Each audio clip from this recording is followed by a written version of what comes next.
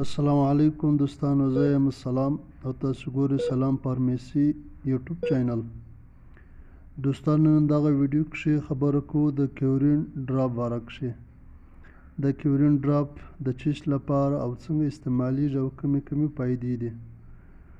که چیرې د دې په اړه معلومات غواړئ نو زموږ ویډیو له شروع څخه بیا تر اخره وګورئ.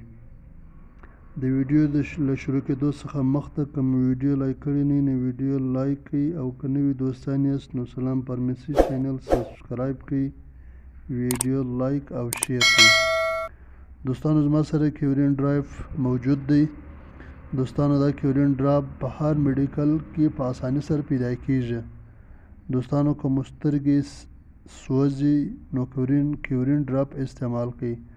دوستانو که مو سترګې سرې کیږي یا مو له موبایل استعمال څخه سترګې درد کوي نو کیورین ډراپ استعمال کړئ.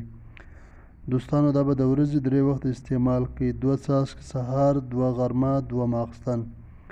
انشاءالله دوستانو که مو د سترګو الرجي وي یا سوروالی وي یا درد کوي ټوله به ختم شي. له ټولو دوستانو څخه یو وار بیا درخواست دی چې سلام فارمیسي چینل سبسکرایب، ویډیو لایک او شیر کړئ.